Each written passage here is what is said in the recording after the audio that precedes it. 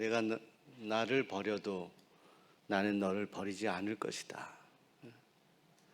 우리가 아무리 그렇게 해도 하나님은 우리가 한 대로 그렇게 하시지 않을 거다. 여러분을 향한 하나님의 은혜와 사랑이 이 사순절 기간에 함께 하시기를 소원합니다. 사사기의 말씀을 사순절 기간에 묵상하고 있습니다. 드보라의 노래를 기억하시나요? 하나님은 이 드보라라는 연약한 여인의 믿음 그 선포를 통해서 이스라엘을 구원하셨습니다.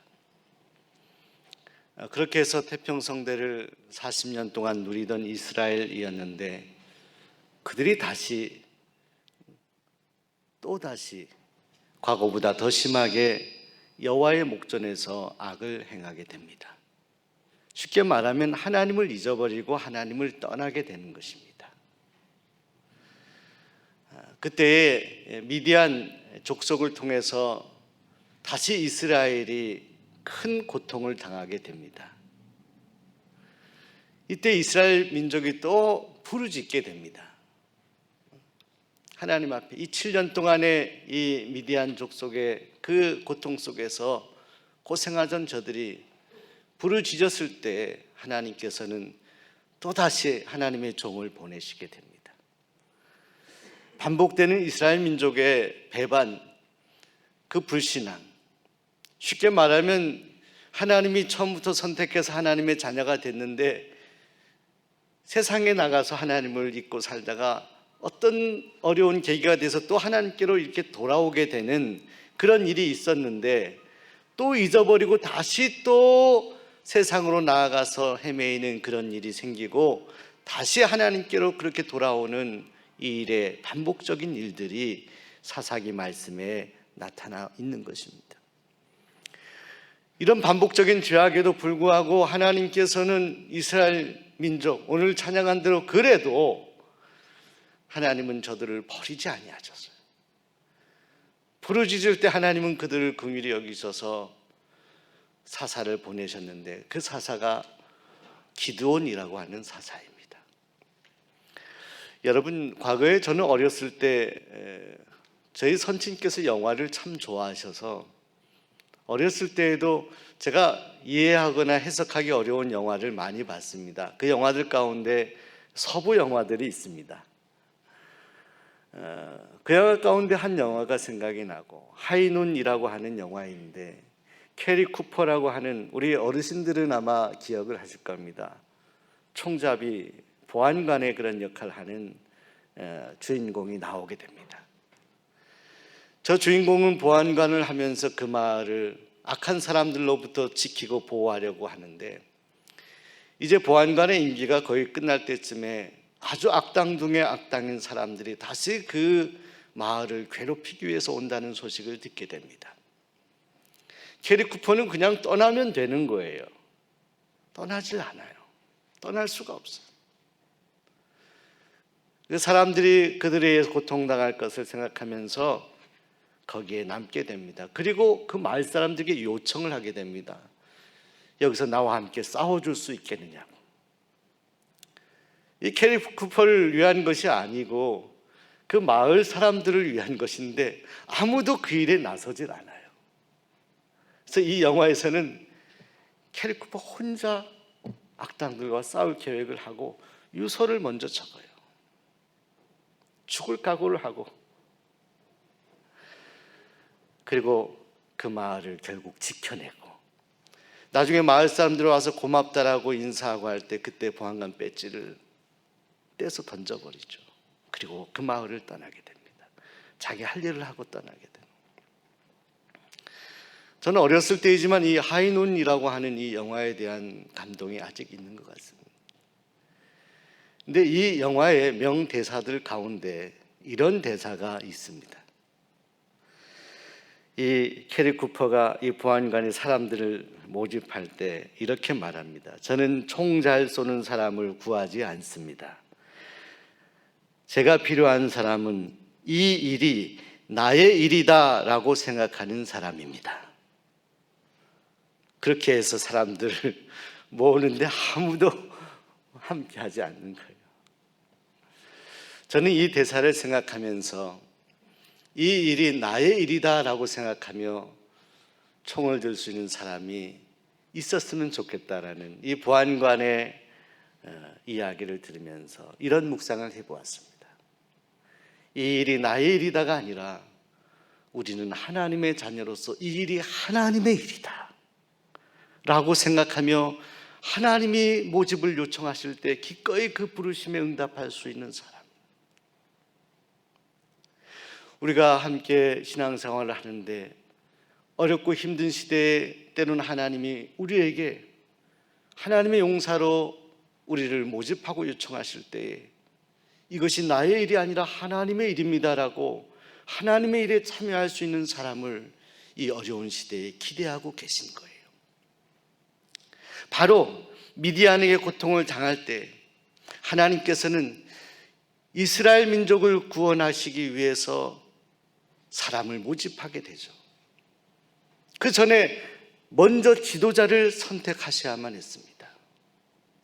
당시에 수많은 이스라엘 사람들 가운데 사사시대에 이제 사사 12명의 사사들은 하나님이 고심하면서 누구를 선택할까를 고민하다가 이 미디안에게 고통을 당할 때 선택했던 사람이 기드온이라고 하는 사람이라는 것입니다. 여러분, 우리가 성경을 많이 읽고 신앙생활 하신 분들은 이 사사 여러 사람들 가운데 이 기드온에 대한 아주 강력한 인상을 갖고 있을 것입니다. 기드온은 결국 300명의 용사로 10만 명이 넘는 미디안 군대를 물리치고 승리하게 됩니다. 300명, 겨우 300명으로. 많은 용사들이 왔지만 다 돌려보냈어요. 하나님은 겨우 300명을 통해서 하나님의 일을 이루셨어요. 그런데 300명을 통해서 이 일을 이루시게 한 이유는 이 300명 때문에가 아니라 이 연약한 300명을 통해서 하나님께서 일하셨다는 것을 보여주시기 위함이었습니다. 그런데 이런 하나님의 생각이나 이런 하나님의 역사는 용사들이 싸워서 전쟁에서 미디안과 이겼을 때만 나타난 것이 아닙니다. 바로 그들의 수장이었던 기드온을 선택할 때부터 하나님은 그 영적인 흐름 가운데 그렇게 이스라엘을 인도하셨습니다. 오늘 우리가 읽은 성경 말씀은 하나님께서 미디안에게 고통을 당하던 이스라엘 민족을 구원하기 위하여 기드온을 선택할 때 기드온을 만나서 그에게 사명을 주시는 성경의 말씀입니다. 하나님께서는 하나님의 사자를 보내셔서 기드온을 통해서 이스라엘 민족을 구원할 뜻을 알려주십니다. 그런데 오늘 성경 말씀을 보면 이 기드온을 하나님이 선택하여 만날 때에 그 만남의 장소를 우리가 주목할 필요가 있습니다. 기드온은 농부였습니다. 하나님의 사자가 이 농부였던 기드온을 만나는데 기드온이 포도주 틀에서 밀 타작을 하고 있을 때였습니다. 그때 만난 거예요. 노동의 현장, 일하는 현장에서 만난 거예요. 자, 사랑하는 여러분, 오늘 우리의 오해 같은 것이 있습니다. 저는 성전에서 우리가 하나님 앞에 기도하고 하나님께 예배할 때 하나님께서 함께 하심을 믿습니다. 그러나 하나님께서는 때때로 우리가 고단한 삶의 현장에서 일을 할 때에도 여전히 우리를 선택하고 부르시는 일이 있다는 거예요. 내가 전혀 생각하지 않고 내가 전혀 예상하지 않은 그런 장소와 그런 시간에 하나님은 우리를 부르시는 일이 있다는 거죠. 포도주 틀에서 밀타작을 하는 것은 오늘 성경에도 나와 있지만 그것은 누구에게 보이지 않기 위함이었습니다. 누굽니까? 미디안. 그들은 추수할 때가 되면 이스라엘 백성들이 타작하고 거두는 모든 수확물들을 다 앗아가고 뺏어갔습니다. 기드온이 타작마당 넓은 곳에서 밀타작을 해야 되는데 왜? 타작하게 되면 먼지가 많이 일어납니다. 겨가 많이 일어납니다. 누가 포도주 틀에서 타작을 하겠습니까? 이거는 어려운 일이고 이런 상식에 어긋난 일이에요. 포도주 틀에서 밀타작을 하고 있어요. 숨어서. 기드온 민족에게 발견되지 않기 위해서 숨어서 조용히 밀타작하고 있는 바로 기드온에게 하나님이 나타나셨다. 하나님의 사자가 그 기드온에게, 여러분 한번 상상을 해보세요.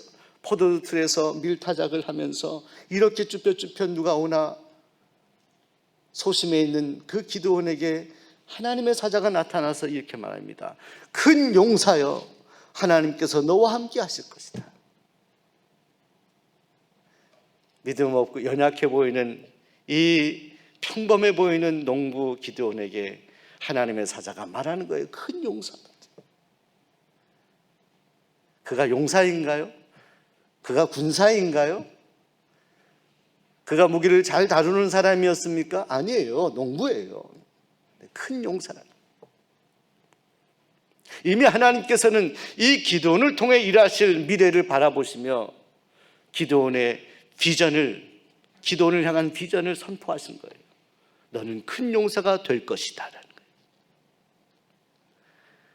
그러나 여전히 기드온은 마음이 좁아져 있습니다. 여러분, 그런 우리 기드온의 모습을 우리는 성경 말씀을 통해서 확인하게 됩니다. 기드온이 오늘 15절 말씀을 보면 이렇게 하나님의 사자에게 말씀합니다. 오 주여, 내가 무엇으로 이스라엘을 구원하겠습니까? 저는 므낫세 지파 중에서도 극히 약한 그런 사람이고 내 아버지의 집에서도 가장 작은 자입니다. 이렇게 말합니다. 저를 통하여 이스라엘 구원하신다고요. 저는 그렇지 못합니다. 저는 너무나 연약한 사람입니다. 저는 참으로 작은 사람입니다. 성경에 나와 있지 않습니까? 보십시오. 제가 이 기드온들, 이 미디안 족속을 피해서 이렇게 타작을 숨어서 하고 있는 사람 아닙니까? 제가 어떤 방법으로 그 수많은 미디안 군대와 싸워서 이스라엘 백성을 구출할 수 있겠습니까? 그때 하나님의 사자는 이렇게 말씀합니다. 염려하지 마라. 하나님께서 너와 함께 하실 것이다. 반드시 너를 통해서 미디안 군대를 한 사람을 치듯이 치도록 역사할 것이다. 오늘 16절 말씀에 그렇게 얘기합니다. 여러분, 그런 하나님의 말씀에 대해서 이 기드온은 다시 이렇게 말합니다. 그러면 저에게 표징을 보여주십시오. 저와 함께 하신다는 표징을 분명하게 보여주세요.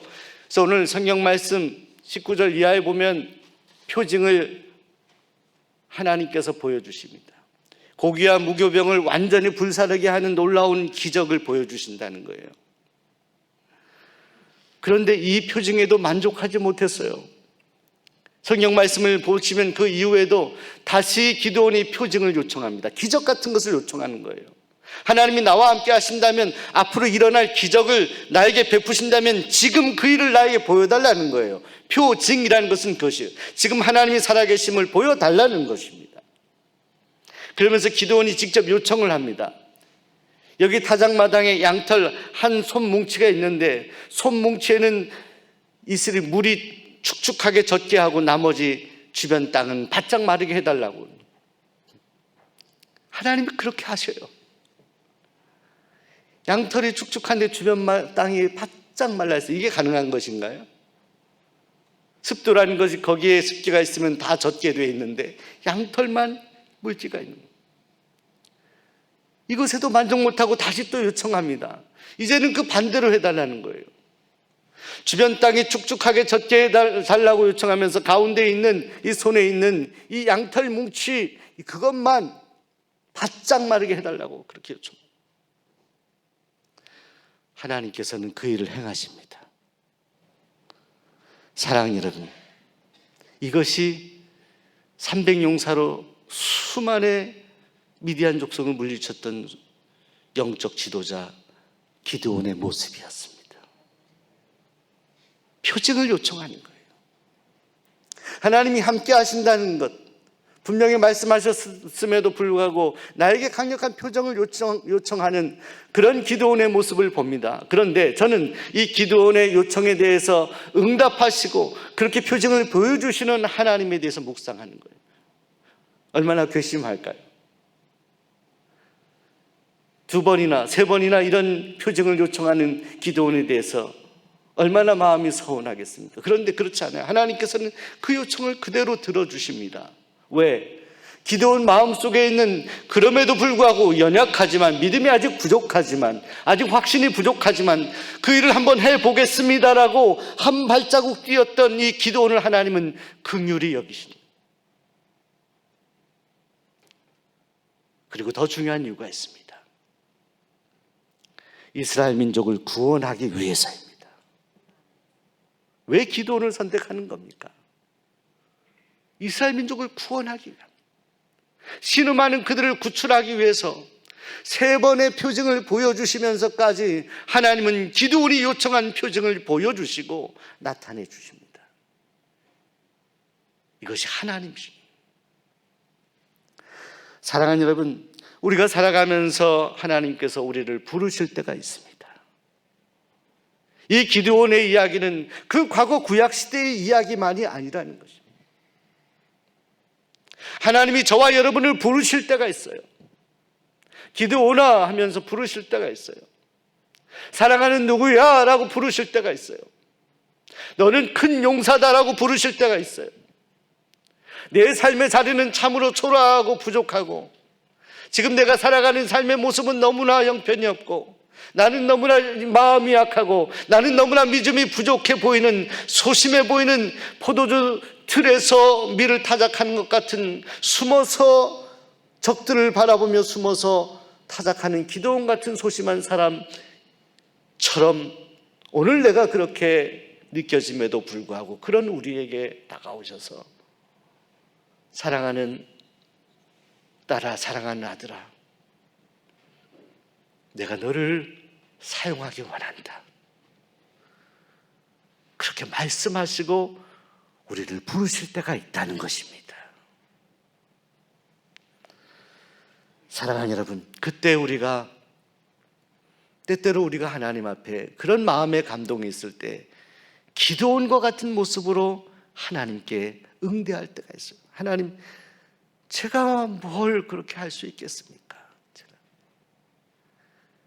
이렇게 설교하는, 사실은 저를 향한 하나님의 말씀 음성이 그럴 때가 있습니다.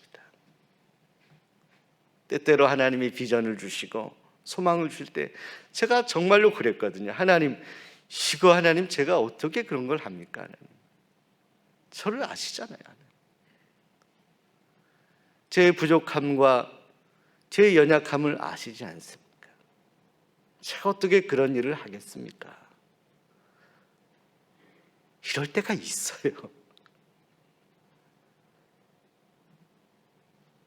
사랑하는 여러분, 그러나 그때, 그래서 제가 부족한데 하나님이 정말 그러시다면 제게 좀 그런 걸 보여주세요. 저와 함께 하실 만한 그런 일들을 보여주시고 표징, 그런 증거를 좀 나타내 주세요. 그렇게 요청한 적도 있습니다. 기드온처럼, 소심하고 연약한 기드온처럼 큰 용사라고 부르며 우리를 선택하시는 주님 앞에 오늘 우리가 양털 손뭉치에 대한 징표 보여달라고 하나님 앞에 요청할 때가 있습니다. 그러나 사랑하는 여러분, 우리가 기억할 것은 이미 하나님은 우리에게 그 징표를 보여주셨습니다. 이미 하나님은 우리에게 그 하나님의 강력한 역사하심을 보여주셨습니다. 이미 하나님은 우리에게 기적 같은 것을 보여주셨어요. 그 징표가 무엇입니까? 그 증거가 무엇이냐고요? 십자가. 예수의 십자가. 도저히 우리를 사랑할 수 없는, 오늘 우리를 위해서 하나님이 그 아들을 십자가에 죽게 하셨더니 할 수 없는 일을 하신 거예요. 그 증거를 이미 우리에게 주셨어요. 아들을 주셨다는 거예요. 십자가에 죽이셨다는 거예요. 왜? 우리를 사랑하시기 때문에. 여러분을 사랑하시기 때문에.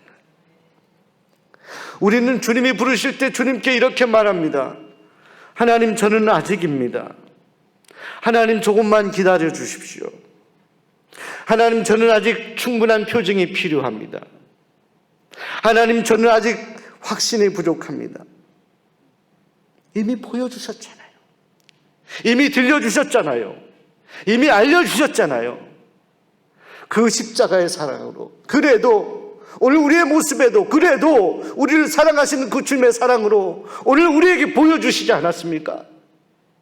십자가에서 물과 피를 다 쏟으신 그 예수님의 사랑으로 오늘 우리와 함께 하신다는 것을, 늘 우리를 사랑하신다는 것을 보여주시지 않았습니까? 중국 선교의 길을 열었던 선교사 허드슨 테일러, 이분은 이 중국 선교에 아주 길을 열었던 이 선교 역사의 길이 남을 선교사입니다. 당시에 대부분의 선교사들이 해안을 따라서 선교를 했습니다. 우리나라도 마찬가지입니다. 인천 같은 곳, 해안가를 따라서 선교가 이루어졌어요. 중국도 마찬가지입니다. 그런데 이 허드슨 테일러는 중국 내륙에까지 들어가서 선교를 하게 됩니다. 돌파한 거예요. 그는 특별히 당시의 선교사들의 여러 가지 선교의 모습의 지형을 바꿔 놓았던 분입니다. 특별히 그는 그 선교 역사의 현장에서 중국 사람들과 똑같은 옷을 입고 그 문화에 젖어가면서 중국 사람이 되어서 그곳에 선교를 감당했습니다. 그 허드슨 테일러는 특별히 기도의 사람이었습니다. 그는 기도하고 선교합니다. 기도 없이 선교할 수 없음을 그는 너무나 잘 알고 있었기 때문에, 그래서 그가 남겼던 이 기도에 관련된 아주 중요한 그런 고백이 있습니다. 나는 기도 없이 일하는 많은 사람을 봐왔지만 결코 그런 일에서 좋은 것이 나오는 것을 본 적이 없습니다. 하지만 나는 기도하는 사람이 일하지 않는 것을 본 적이 또한 없습니다. 하나님 앞에 기도할 때마다 가슴이 뜨거워져서 하나님이 맡겨주신 일이든 어떤 일하지 않을 수가 없는, 그것은 당연한 거다라는 거예요. 나는 기도하는 사람이 일하지 않는 것을 본 적이 없습니다. 허드슨 테일러는 그렇게 살았어요. 이 허드슨 테일러에 관련된 아주 유명한 몇 가지 일화들이 있습니다. 한 번은 그를 위해서 많은 헌금을 모금했는데, 무디 목사님이었나요? 그 헌금을 다 드리게 되죠. 그때 허드슨 테일러가 그것을 거절합니다. 저에게 주신 하나님의 말씀, 명령이 있습니다. 그 현장에서 어떤 식이든지 거기에서 제가 생존하라 하나님 말씀했기 때문에 감사하지만 사양하겠습니다. 이런 믿음의 사람입니다. 그의 영향을 받아서 기록에 의하면 1895년쯤 되었을 때 640명 정도의 선교사들이 이 중국 선교의 사역을 감당하게 됩니다. 수많은 선교사의 후진들을 세우게 되었습니다. 그러던 가운데 한 번은 젊은이들 가운데 해외 선교를 원하는 사람들을 이렇게 대화하게 되었습니다. 심사하고 대화하는 그런 자리가 있었습니다. 그때 이 허드슨 테일러가 젊은 청년들에게 물었다고 합니다. 당신들은 왜 해외 선교로 나가기를 원하십니까? 왜 해외에 나가서 거기에서 선교하기를 원하십니까? 그때 한 청년이 이렇게 말하는 겁니다. 주님이 땅끝까지 이뤄서 내 증인이 되라고 했는데 땅끝이라는 것은 먼 곳 해외를 말하기 때문에 저는 선교를 나갑니다. 또 어떤 청년은 이렇게 말했습니다. 아직도 예수 믿지 않고 죽어가는 영혼들이 많은 것이 너무나 마음이 아파서 저는 해외 선교에 지원하게 되었습니다. 그때 허드슨 테일러가 이렇게 말했다라고 합니다. 여러분이 말한 이유들이 다 좋은 것이긴 하지만 유혹과 시련과 고난이 닥칠 때에 죽음이 여러분에게 이를지도 모르는 상황이 되면 여러분들이 그런 마음이 꺾여질 수 있을지 모릅니다.